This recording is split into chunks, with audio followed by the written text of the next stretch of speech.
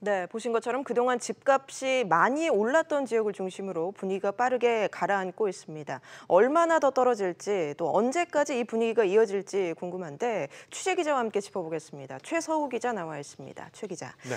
강남에 이어서 지금 집값 하락 전환한 곳들이 늘고 있습니다. 네. 본격적인 하락세라고 봐야 될까요? 네, 대세 하락이라고 단정하기는 좀 이른 감이 있지만 분위기는 확실히 좀 달라진 것 같습니다. 앞서 리포트에서 보신 것처럼 호가를 낮춘 매물도 늘었고요. 또 매도자 절대 우위였던 시장 분위기도 바뀌었습니다. 한국감정원이나 이제 부동산 정보업체들이 매주 집값 동향 통계를 내는데 최근 통계를 보면 이 강남 집값이 꺾였다라는 부분에 주목하고 있습니다. 다만 그동안 서울에 비해서 집값이 적게 올랐던 곳은 예를 들어서 그간의 집값 격차를 줄이는 이른바 갭 메우기, 그러니까 국지적 상승이 일어난 이유는 이런 이유로 풀이가 되고 있습니다. 그동안 워낙 이제 단기간에 집값이 많이 올랐기 때문에 좀 숨고르기에 들어갔다고 봐야 되나요? 아니면 부동산 대책 영향이라고 봐야 되나요?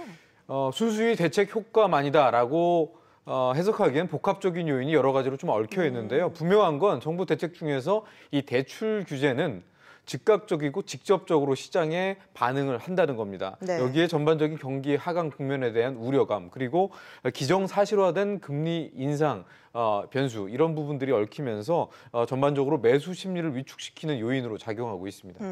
대출 규제에 구애받지 않은 유동자금들이 많다는 점, 이것도 좀 변수로 작용하고 있죠. 네, 현재 시중에 풀려있는 유동자금이 1,100조 원 가량 된다고 하는데 내년도에 또 풀리는 토지 보상비만 또 20조 원 정도 됩니다.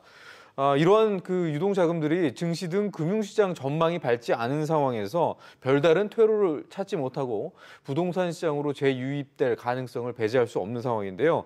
다만 이런 큰손들이 부동산 시장에서 움직이더라도 과거에 이 큰손들이 가졌던 영향력이 그대로 앞으로도 구현될 가능성은 좀 제한적으로 보입니다. 왜냐하면 이 증시에서도 이제 기관 투자자나 또 외국인들이 큰 손들이 움직이면 뒤따라서 이 개인 투자자들이 뒤따르는 형국을 많이 연출을 되는데 네. 지금 부동산 시장에서는 이제 개인 투자자에 해당하는 이 분들이 대부분 대출이 손발이 묶인 상태에서 움직일 수 있는 운신의 폭이 좁기 때문에 아마도 이 큰 손들은 움직이지만 개인 투자자들은 그에 맞춰서 움직이는 그 폭은 굉장히 예전보단 줄어들 것이다, 이렇게 전망되고 있습니다. 그렇군요. 그럼 시중의 유동자금이 언제 또 어디로 이동을 할지 이것도 궁금한데요. 네, 오늘 제가 통화한 전문가들 얘기를 좀 종합해 보면 시점은 내년 상반기 정도, 그리고 지역은 또다시 결국 서울로 몰릴 것이다라는 네. 얘기를 하고 있는데 그렇다면 최소한 연말까지는 이런 하락세 분위기가 이어진다는 얘기고요.